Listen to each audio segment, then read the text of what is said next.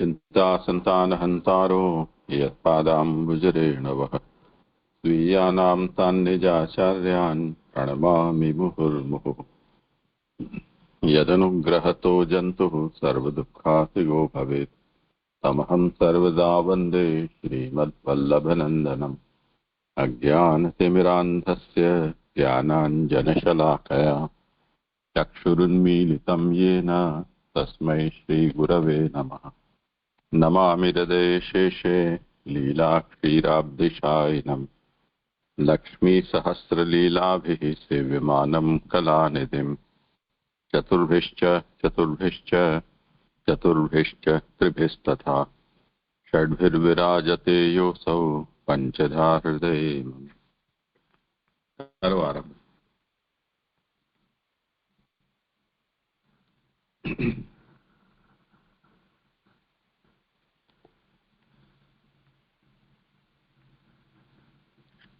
દંડવત પ્રણામ જે છે શ્રીમદ ભગવત એ ભક્તિ શાસ્ત્ર છે તેમાં આપણે એક જ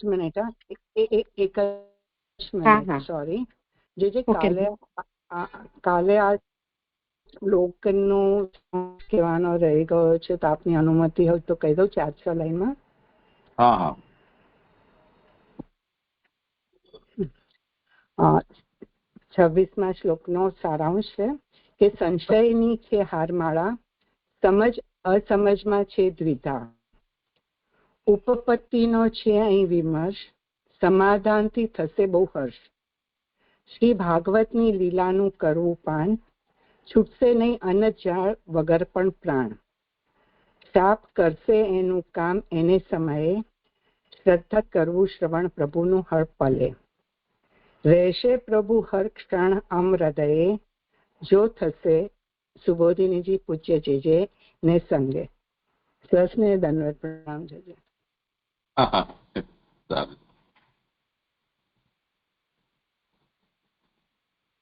કરો ભલે. હું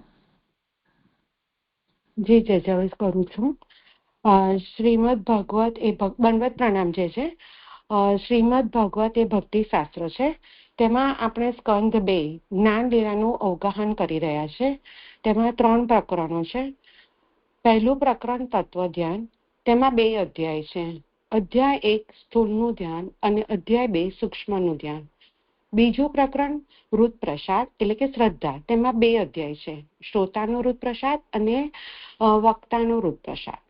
ત્રીજું પ્રકરણ મનન એટલે વિમર્શ, તેમાં 5 થી 7 અધ્યાય ઉત્પત્તિના છે. 8 થી 10 અધ્યાય ઉપપત્તિના છે. તેમાં અધ્યાય 8 આશંકા, અધ્યાય 9 ઉત્તર અને અધ્યાય 10 ફળ. અત્યારે આપણે અધ્યાય 8 નું અવગાહન કરી રહ્યા છે, જેમાં શ્લોક 26 સુધીનું અધ્યયન કર્યું. હવે શ્લોક 27ની ઉત્થાનિકા, પેજ નંબર 306 અધ્યાય 27ની ઉત્થાનિકા. એવી રીતે પૂર્વ પક્ષ કર્યો અને ભગવાનનું મહાત્મય દ્રઢ કર્યું. તારે સુખને સંતોષ થયો, ક્રોધ ન થયો, એમ નીચેના શ્લોકથી કહે છે. એટલે કે રાજાએ સુખદેવજીને જે પ્રશ્ન કર્યા તે ભગવાનનું મહાત્મય દ્રઢ કરવા કર્યા છે, કોઈ કુતૂહલ વશ કર્યા નથી. તેથી સુખદેવજીને ક્રોધ નથી થયો, પણ રાજાના પ્રશ્નથી સંતોષ થયો છે, એમ હવેના શ્લોકથી કહે છે. સૂત કહે છે સ ઉપ આમંત્રિતો રાજ્ઞા કથાયામ ઇતિ સત્પતિઃ બ્રહ્મ રાતો ભૃશમ પ્રીતો વિષ્ણુ રાતેન સંસદી. શ્લોકાર્થ. સભામાં એવી રીતે વિષ્ણુ રાતે સત્પતિની કથા માટે પ્રાર્થના કરેલા તે બ્રહ્મરાત ઘણા પ્રસન્ન થયા. હવે સુબોધિનીજી, ઉપામંત્રિત એટલે પ્રાર્થના કરેલો તે શોક પ્રસન્ન થયો.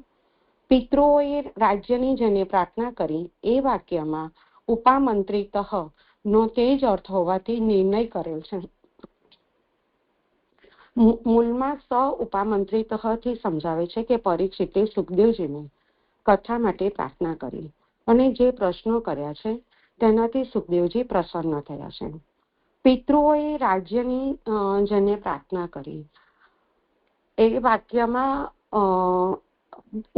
ઉપામંત્રિતઃનો પણ તે જ અર્થ એટલે કે પ્રાર્થના કરેલ છે તેવો અર્થ હોવાથી નિર્ણય કરેલ છે.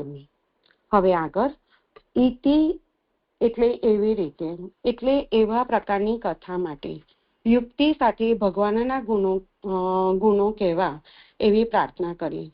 કારણ કે તેમ કરવામાં આવે ત્યારે ભગવાન સત્પુરુષોના પતિઓ હોવાથી તેમને ઘણું સુખ થાય. અહીં મૂળમાં કથાયામ ઇતિથી સમજાવે છે કે એવા પ્રકારની કથા યુક્તિપૂર્વક ભગવાનના ગુણોનું નિરૂપણ કરવાની કથા કહેવાની પરીક્ષિતે સુખદેવજીને પ્રાર્થના કરી. તો અહીંયા પ્રશ્ન થાય કે આવી પ્રાર્થના કેમ કરવી? તો તેના સમાધાનમાં કહે છે કે ભગવાનના ગુણોનું ગાન ગાવાથી ભગવાનને ઘણું સુખ થાય છે. કારણ કે ભગવાન સત્પુરુષોના સ્વામી છે અને મૂળમાં સત્પતેથી કહ્યું છે. હવે આગળ તેમ છતાં ભગવાનની લીલામાં સંદેહ રહિત શ્રદ્ધા થાય. તેથી આ પ્રશ્ન ભગવાનને પ્રસન્ન કરનારો છે એવું તાત્પર્ય છે.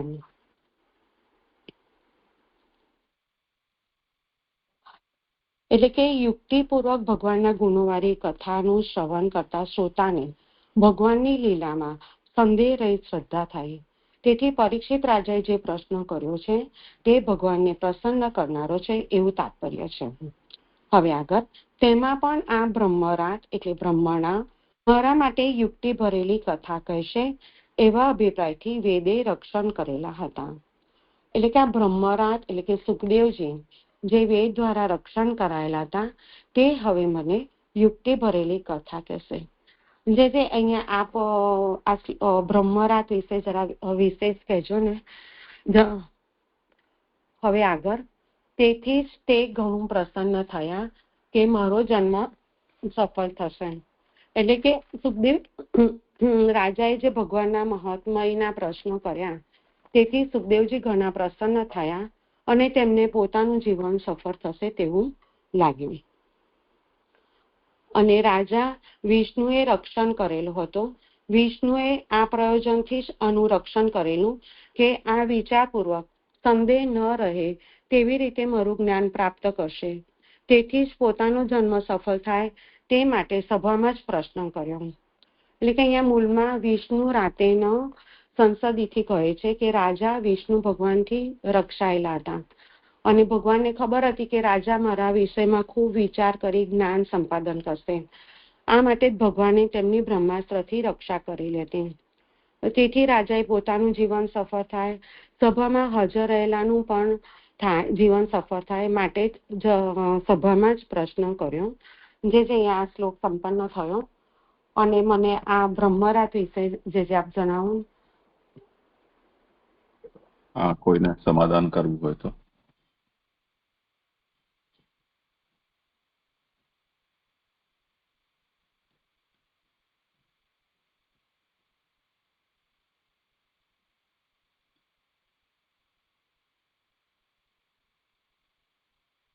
સુખદેવજી માટે અહીંયા બ્રહ્મરાટ કહી રહ્યા છે અને બ્રહ્મનો અર્થ અહીંયા બ્રહ્મણા વેદેન રક્ષિત, બ્રહ્મા દ્વારા અથવા તો વેદ દ્વારા આરક્ષિત છે.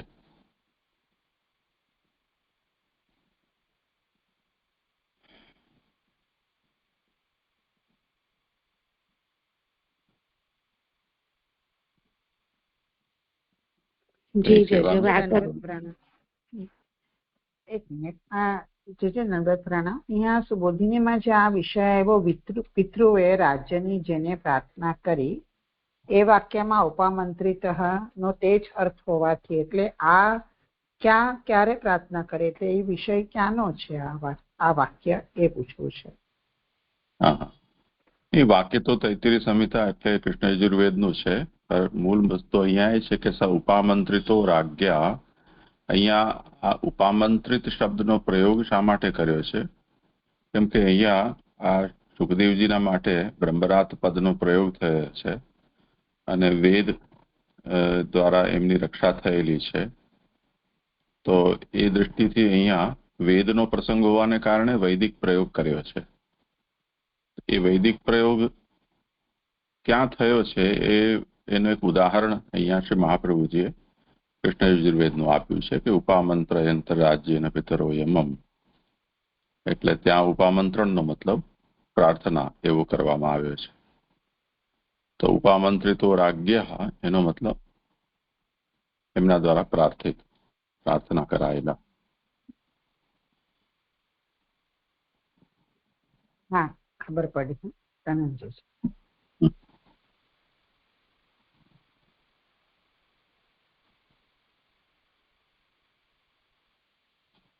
જે લવું હોય આગળ. પુરાણોનો જે પરસ્પર સંબંધ છે એ વિષયમાં ઇતિહાસ પુરાણાભ્યામ વેદમ સમુપબ્રહ્મયેત એવું મહાભારતનું વચન છે. એટલે વેદનું ઉપબ્રહ્મણ એટલે એને સમજાવવું એ ઇતિહાસ એટલે મહાભારત, રામાયણ અને જે ભાગવત આદિ પુરાણો છે એ દ્વારા કરવું જોઈએ. એટલે ઇતિહાસ પુરાણો જે છે એ વેદની વ્યાખ્યા છે. તો હવે અત્યારે આ શુકદેવ છે એના માટે બ્રહ્મરાત પદના પ્રયોગથી વેદે એમની રક્ષા કરી છે. હવે શુકદેવ છે એ વેદની રક્ષા કરશે. વેદમાં સંક્ષેપ છે અને શુકદેવ છે એને યુક્તિપૂર્વક સમજાવી અને આપણને કહેશે. એ રીતે હવે પરસ્પર એકબીજાનો ઉપકાર કરનારા થશે.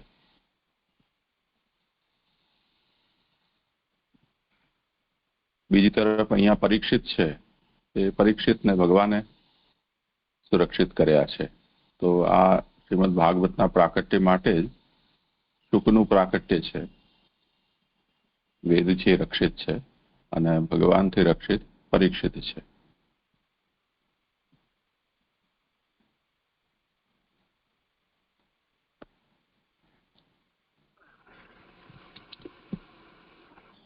હા સર, બહુ પ્રણામ. મને જો અહીં છે ને તો એમ કહે છે કે કારણ કે તેમ કરવામાં આવે ત્યારે ભગવાન સત્પુરુષોના પતિ હોવાથી તેમને ઘણું સુખ થાય. તો એમને ઘણું સુખ થાય. ભગવાન ભક્તોના ચરિત્રો ગાવાથી ભગવાન પ્રસન્ન થાય છે એવું સમજ. પછી શું કે છે કે તેમ થતા એટલે ભગવાનને સુખ ઘણું થાય ત્યારે એવું થાય ત્યારે ભગવાનની લીલામાં સંદેહ રહિત શ્રદ્ધા થાય. આ શબ્દ તો સમજાઈ જાય છે છતાં પણ શું કે છે કે લીલામાં સંદેહ રહિત શ્રદ્ધા. હવે પરીક્ષિતજી એમ કે છે કે મારે લીલામાં મહાત્મ્ય પૂરું જ્ઞાન છે પરીક્ષિતજીને, પણ લીલામાં એમને કઈ જવામાં એ છે મૂંઝવણ કે શું છે? લીલા સમજવી છે કે શું છે તે મને સમજાવો ને સર બાબા. પ્રણામ. કરો સમાન.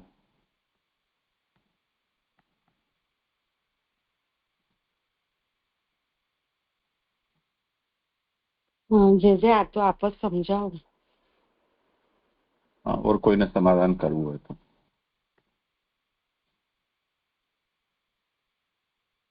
લીલામાં શ્રદ્ધા રહિત શું સંદેહ રહિત શ્રદ્ધા, આટલું જરાક કંઈક એમ સમજાય છે પણ નથી સમજાતું.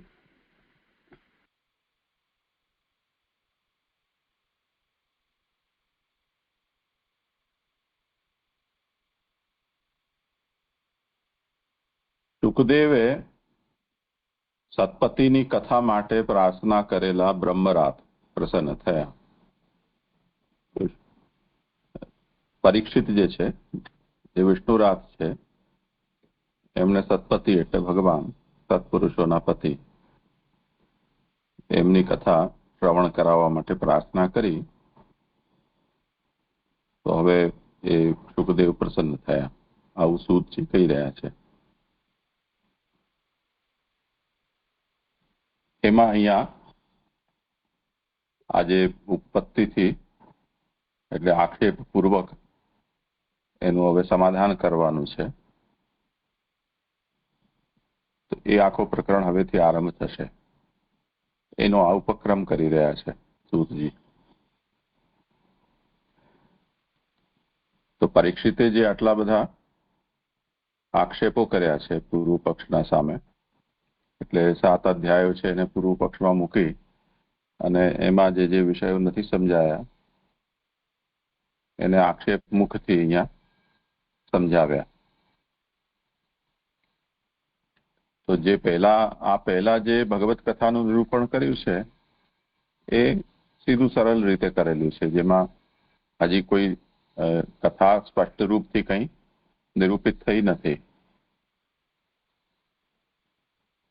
તો હવે જે કથા માટે આ પ્રશ્ન કર્યા છે એ યુક્તિપૂર્વક, કેમ કે એના વિના તો અત્યારે કાલે આપણે જોયું આખું જે 26મા શ્લોક પછીનું જે વિવરણ છે તે એ જ્યાં સુધી યુક્તિપૂર્વક એનો ઉત્તર નહીં આપવામાં આવે કે કથાનું નિરૂપણ કરવામાં નહીં આવે ત્યાં સુધી એ પ્રકારની શ્રદ્ધા દ્રઢ નહીં થાય ભગવત લીલામાં. તો એ કહી રહ્યા છે કે યુક્તિપૂર્વકમ ભગવત ગુણા નિરૂપણીય. હા, અને જો એવી રીતે થશે તો ભગવતો મહત સુખમ ભવતી, ભગવાનને પણ ઘણું સુખ થશે, કેમ કે ભગવાન સત્પતિ છે. અને એ રીતે જો યુક્તિપૂર્વક ભગવત ગુણોનું નિરૂપણ થશે તો નિસંદિગ્ધો ભગવત લીલા પ્રત્યયો ભવતી इति भगवत दोष हेतु अयम प्रश्न. तो એ સંદેહ રહિત ભગવત લીલામાં શ્રદ્ધા થશે.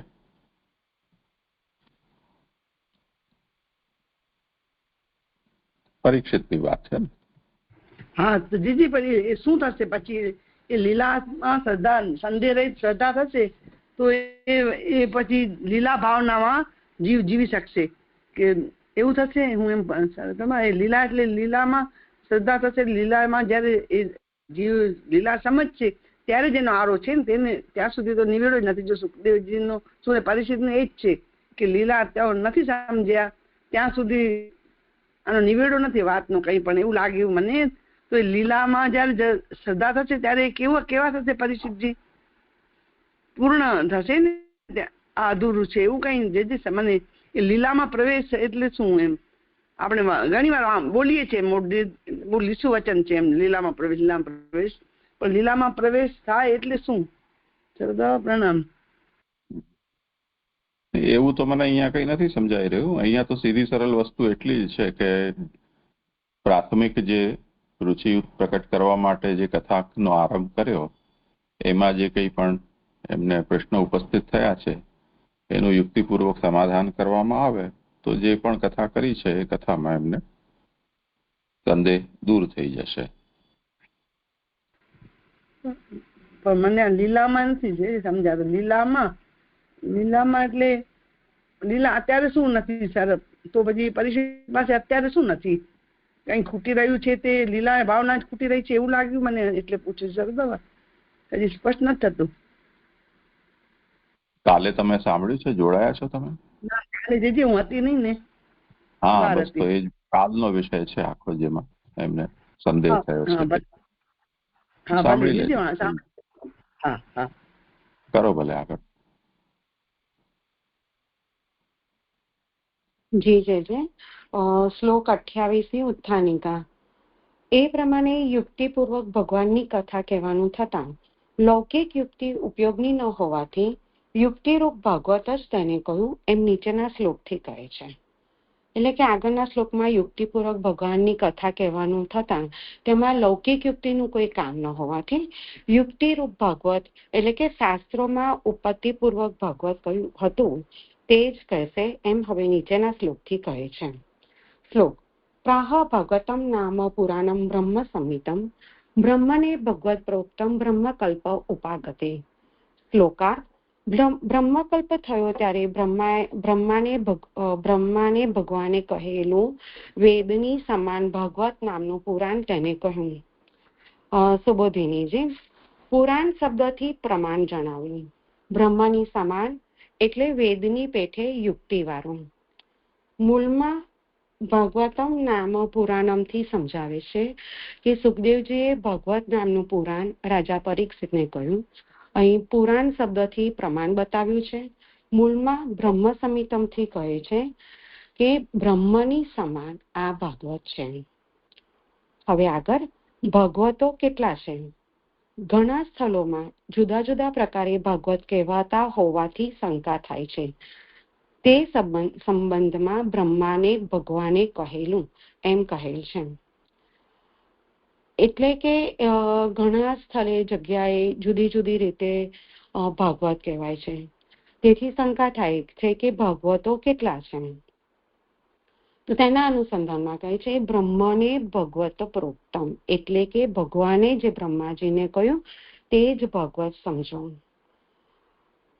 હવે આગળ વિષયરૂપ ભાગવત તો અનેક પ્રકારનું છે.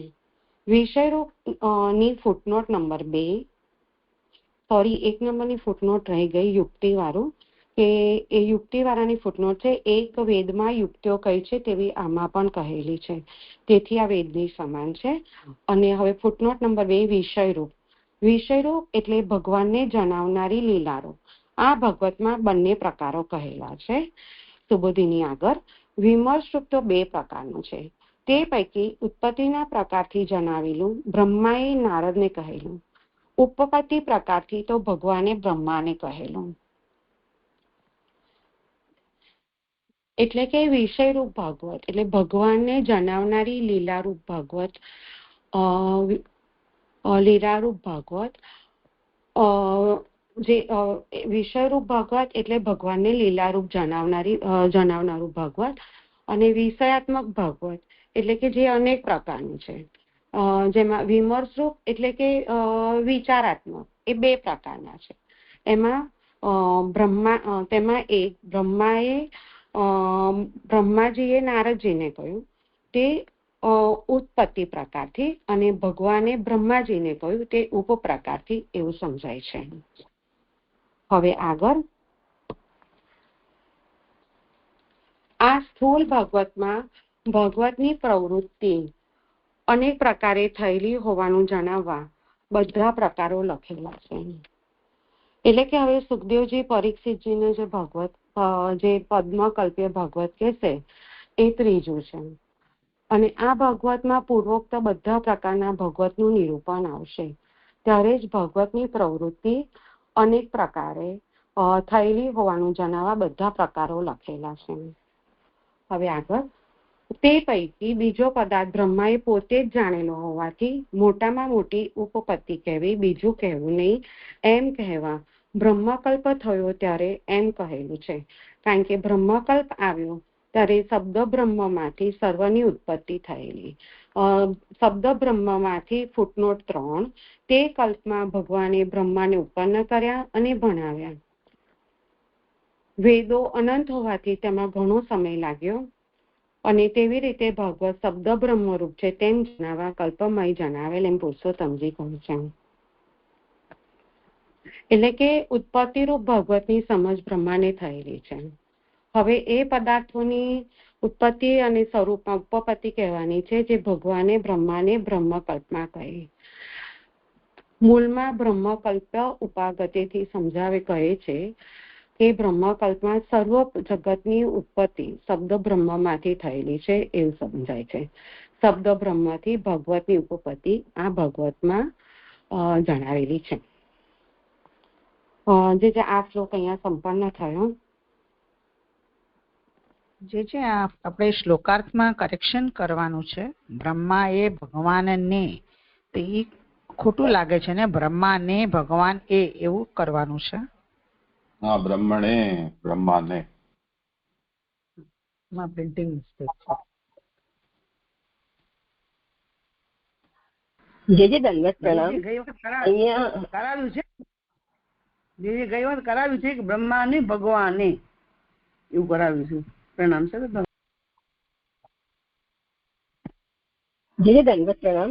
અહીંયા નીચેથી લાસ્ટ 3rd લાઈન છે ને, એમાં જે કીધું છે તે પૈકી બીજો પદાર્થ બ્રહ્માએ પોતે જ જાણેલો હોવાથી, તો બ્રહ્માએ બીજો પદાર્થ કયો જાણેલો હોવાથી નહીં સમજાય છે. દંડવત પ્રણામ. હા, કરો. એટલે જે છે એવું સમજાય છે કે બ્રહ્માએ બીજો પદાર્થ એટલે જે ભગવાને કીધું બ્રહ્માજીને, અને એ જ વખતે બધી શબ્દ બધું જગતની ઉત્પત્તિ ને થયું એમાંથી, એટલે મને એવું ઉત્પત્તિ અને સ્વરૂપમાં જે ઉત્પત્તિ કહેવાની છે એ બ્રહ્માને બ્રહ્મકલ્પમાં કહેલું ભગવાને, એ મને સમજાય છે. પછી આપ વિશેષ કહું.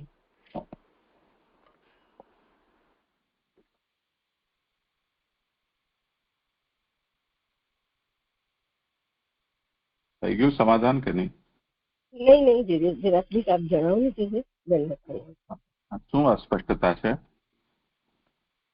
એટલે એક્ઝેક્ટ બીજો પદાર્થ તરીકે જગત લઈ રહ્યા છે કે શું લઈ રહ્યા છે, કે પોતે જ જાણેલો હોવાથી કે શું બીજો પદાર્થ? એટલે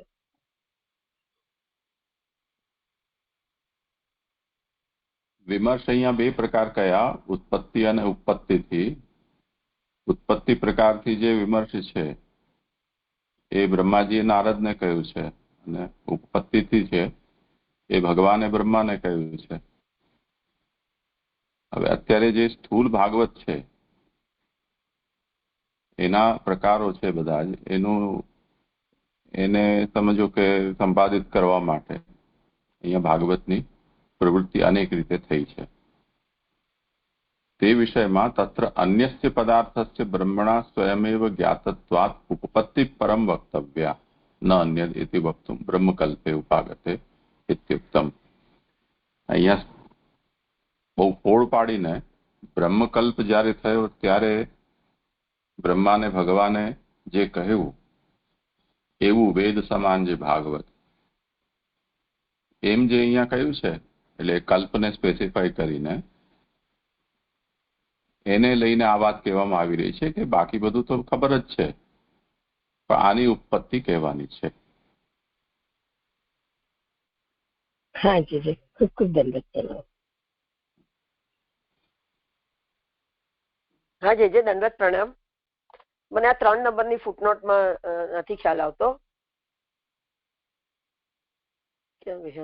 શબ્દ બ્રહ્મમાંથી સર્વની ઉત્પત્તિ થયેલી, તો એમાં એમ કહ્યું કે તે કલ્પમાં ભગવાને બ્રહ્માને ઉત્પન્ન કર્યા. હમણાં કહ્યું એમ કે બ્રહ્મકલ્પમાં ભગવાને બ્રહ્માને ઉત્પન્ન કર્યા અને ભણાવ્યા. એ જ કે જે આ કહ્યું તે. વેદો અનંત હોવાથી તેમાં ઘણો સમય લાગ્યો અને તેવી રીતે ભાગવત શબ્દ બ્રહ્મરૂપ છે એમ જણાવવા તે કલ્પમય જણાવેલ. આ મને ના સમજાયું. જે વેદો અનંત હોવાથી તેમાં ઘણો સમય લાગ્યો, એટલે એનો મતલબ એવો સમજવાનો કે જયારે વેદોને પ્રાગટ્ય કર્યું ત્યારે એમાં ઘણો સમય લાગ્યો અને તેવી રીતે ભાગવત શબ્દ બ્રહ્મરૂપ છે એમ જણાવવા તે કલ્પમય જણાવેલ છે. એટલે વેદની જેમ જ ભાગવત છે એવું જણાવવા માટે આ કહ્યા છે. તો કેમ કહ્યું? તો કે વેદો અનંત હોવાથી એમાં ઘણો સમય લાગ્યો, તો એના બરાબર આ ભાગવત શબ્દ બ્રહ્મરૂપ પ્રગટ કર્યું, એવું અર્થ લેવાનો છે. જે બરાબર એને કેવી રીતે સમજવાનું? હા, કરો સમાધાન. એટલે મને એ અર્થ એવી રીતે લેવાનું એ ખબર નથી, પણ પ્રીતિબેન એવું છે કે એવું સમજાય છે કે વેદો અનંત હોવાથી, એટલે જયારે ભગવાને બ્રહ્માજીને વેદો કીધા તે એને કહેતા એટલો બધો ઘણો જ સમય લાગ્યો, અને પછી એટલે ચતુશ્લોકી ભાગવત જે ભણાવ્યું એમાં એટલે એમ કે એ કલ્પમાં જ ભણાવ્યું એમ, એટલે હું એવું સમજુ છું કે એટલે કલ્પમાં જણાવેલ, પણ પછી મને વધારે નથી સમજ. જે આપ જ પછી એનું વધારે જસ્ટિફાઈ કરું.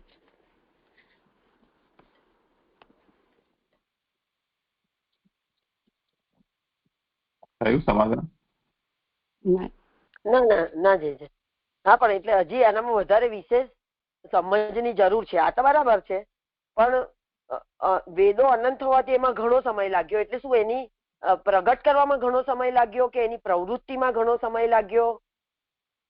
શું સમજવાનું છે?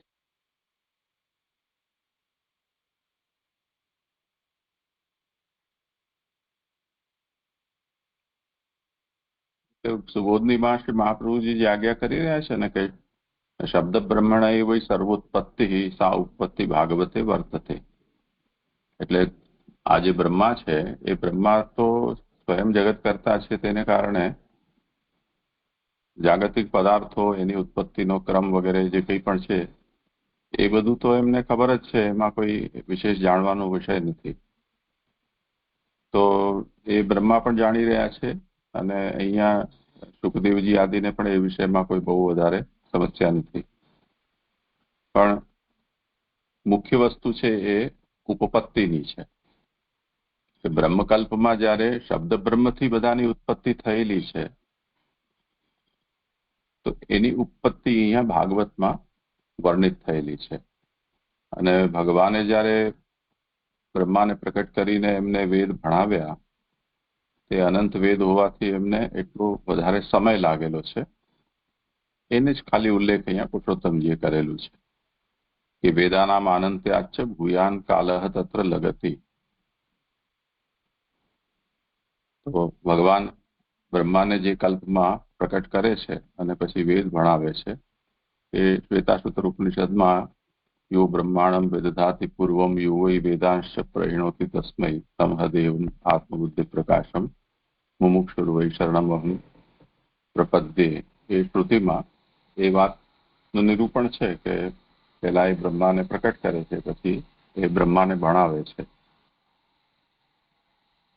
તો અનંતા વૈ વેદાહા એ વચનથી વેદો અનંત હોવાથી એમાં કાલ પણ વધારે વ્યતીત થાય છે.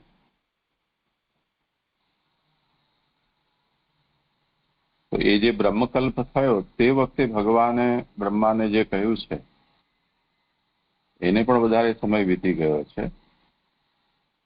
ભાગવત જે છે એ વેદ સમાન છે તો તમે એની એવી રીતે વેદમાં એ નિરૂપણ એની ઉત્પત્તિ આપેલી છે શબ્દ બ્રહ્મથી પ્રાકટ્યની તેવી રીતે તમે અમને પણ સમજાવો.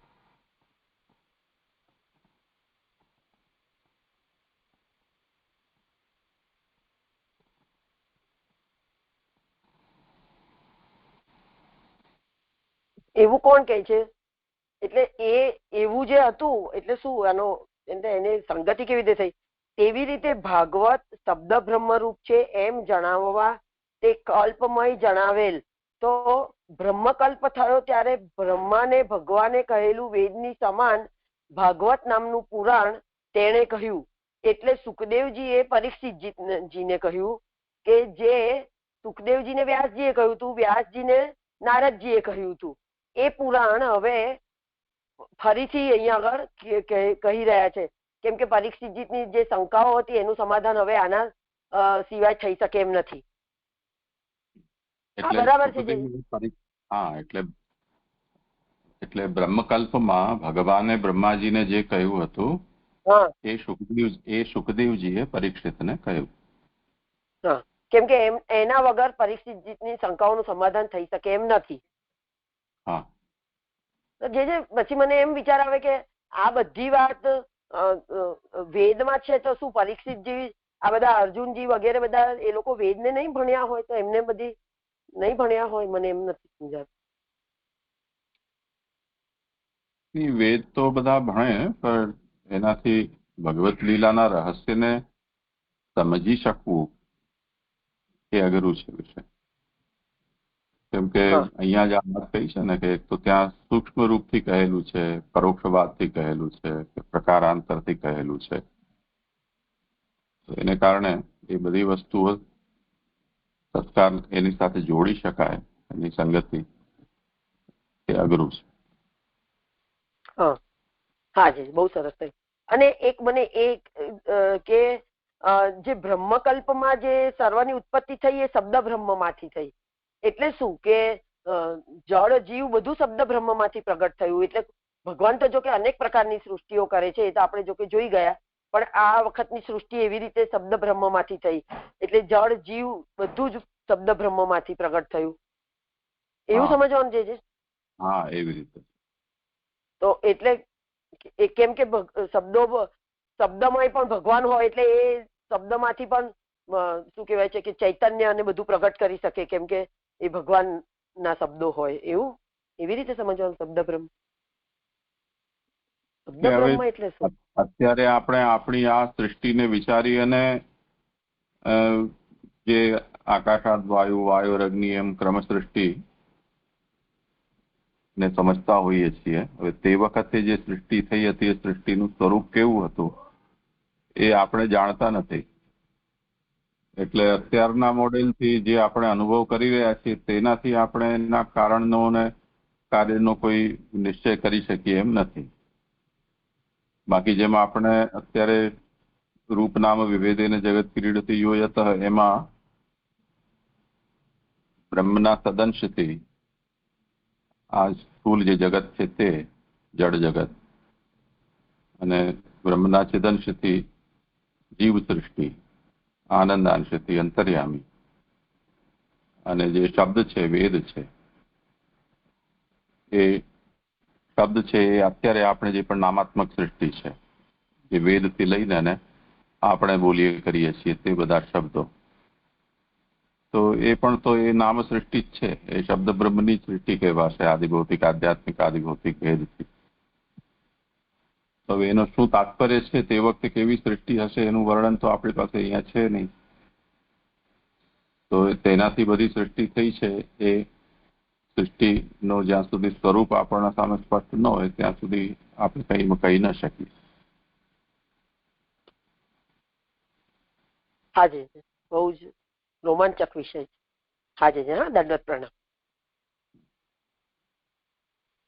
જે આ શબ્દ સૃષ્ટિ તો એમાં તો જો તત્વોની જરૂર નથી, જીવની જરૂર નથી એવું આપણે સમજી શકીએ. તો પછી અહીં તો ખાલી નામ સૃષ્ટિ શબ્દાત્મક સૃષ્ટિ છે અને એક રૂપ સૃષ્ટિ છે. અમે આટલું સમજ્યા છીએ અત્યાર સુધી.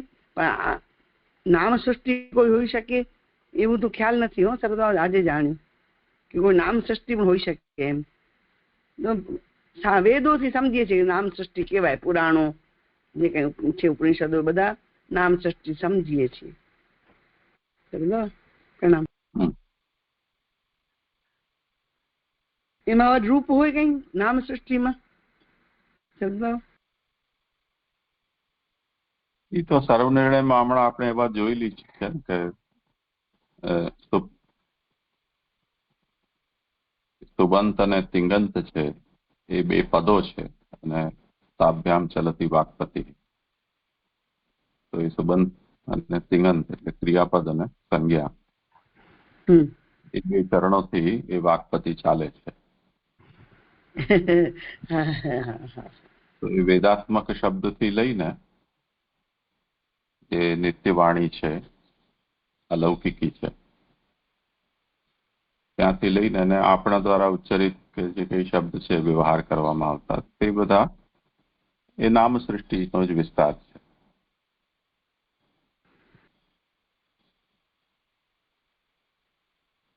બાકી વૈયાકરણો છે એ લોકો તો શબ્દથી જ સૃષ્ટિ માને છે. એમનો તો સૃષ્ટિ માત્ર છે એ શબ્દથી જ થાય છે એવો સિદ્ધાંત છે. એટલે એ લોકોનો સ્ફોટવાદ એ વિશ્વમાં છે. પદાર્થો નથી આવતા ત્યાં? જે પણ આવે છે એ બધા શબ્દથી જ ઉત્પન્ન થયું છે. ઓહો, શું વાત છે. પણ આ વાદ માન્ય છે? હા, અંશતઃ તો માન્ય છે જ આપણને. જી.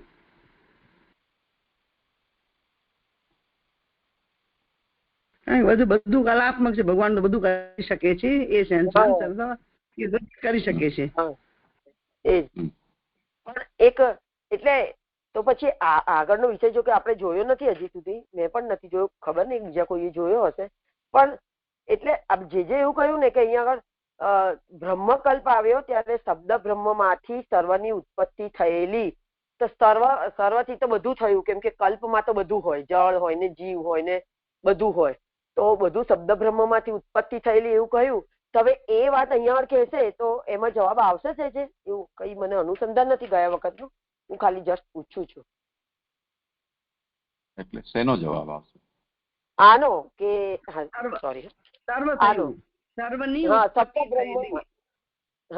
શબ્દ બ્રહ્મમાંથી સર્વની ઉત્પત્તિ થયેલી એ જ વિષયથી હવે બ્રહ્મા આપણે સુખદેવજી પરીક્ષિતજી ને બધા સંદેહોનું નિવારણ કરશે. તો એમાં આપણને આ સમજ પડી જશે કે શબ્દ બ્રહ્મમાંથી સર્વની ઉત્પત્તિ થયેલી એટલે કેવી રીતે, એમ હું પૂછું છું હવે આગળના વિષયમાં. હા, તો એ જ તો કહી રહ્યા છે ને કે એ ઉત્પત્તિ અહીંયા જણાવશે. હા, એ જ હું, કેમ કે મારી બહુ જિજ્ઞાસા. જે દંડવત પ્રણામ. આપણે વેદ સ્તુતિ સાથે આને લઈ શકીએ કે વેદ સ્તુતિમાં પણ પેલા વેદની માં ત્યાં પેલા પ્રથમ વાણી જ પ્રગટે છે, એટલા પેલા શબ્દથી જ આખી સૃષ્ટિનું વર્ણન આવે ને પછી એ રૂપ ધારણ કરે છે. એવી રીતે આપણે કનેક્ટ કરી શકાય. હા છે ને, આગળ આમાં વર્ણન આવશે જ એ વિષય. જી જી જી ધન્યવાદ.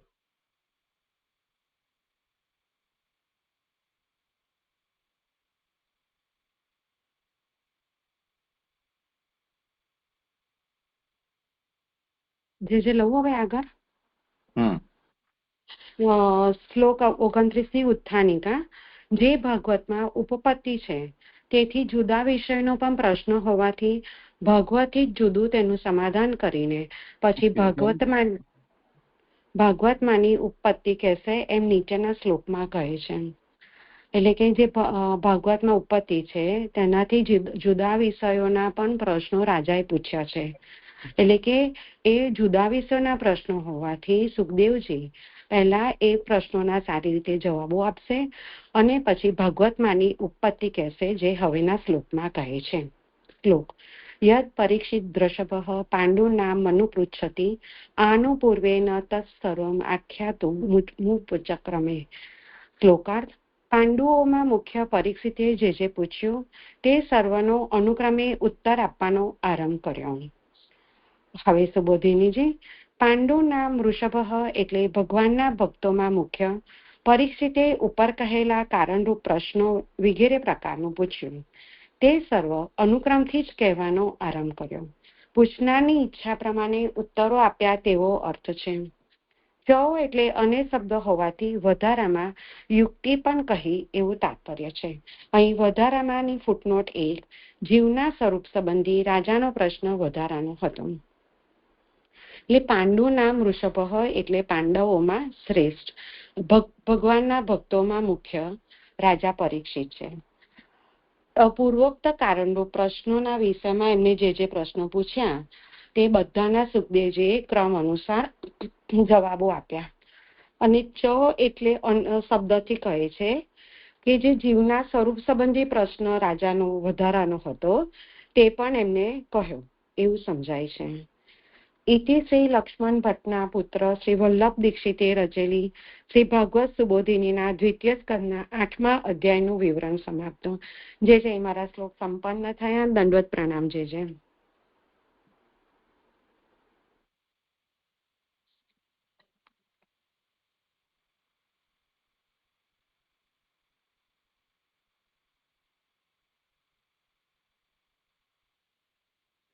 દંડવત પ્રણામ. આપણે ગયા અધ્યાયમાં પુરુષોત્તમ સહસ્ત્ર નામ માટે વાત પૂછ્યું છે. એમાં નાના અવતાર કરતા એમાં એ નામ તો આવ્યું 101મું, પણ જે એના આગળનું નામ 100મું નામ જે વિશારદ નામ છે ને એ જે કેવી રીતના ક્યાં મેચ થશે ને જે આઈડિયા નથી આવતો. વિનંતી છે આપને. કોઈને આ સંબંધમાં વિચાર કર્યો હોય તો.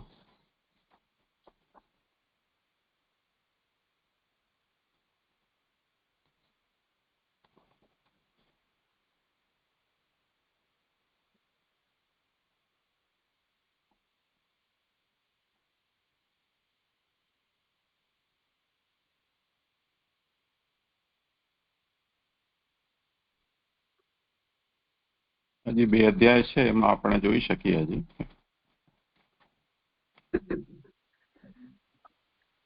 હજી આગળના અધ્યાયમાં તો બ્રહ્મા આવિર્ભૂત કારણ છે અને પછી તો 10 લીલા વિનોદી ને એ બધા બી એટલે આમ પાછળ જતું રહેશે તો હા તો એવું હોઈ શકે. જે આજ્ઞા કરો તે આદિકર્તા તત્વકર્તા સર્વકર્તા વિશારદ નાના અવતાર કરતા છે બ્રહ્મા.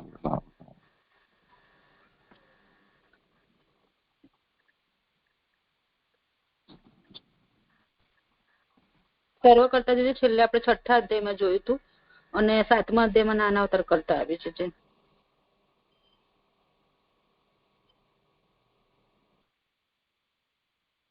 જોઈએ આગળ વિષય થાય તે પછી આપણે કરીએ ને. જી જી જી દંડવત પ્રણામ.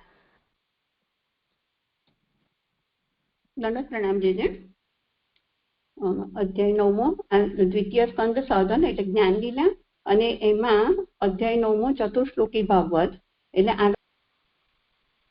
એટલે તમે શું કરી રહ્યા છો? હું સમજાય નહીં. આગળનો આરંભ કરી રહ્યા છો? અધ્યાય 9મો આવી રહ્યો છે. અત્યારે આપણે અત્યારે હજી અહીંયા ભક્તિ ઉત્કર્ષવાદનું સત્ર સંપન્ન થઈ જાય તે પછી આગળ કરીશું. આજે અહીંયા વિરામ રાખીએ.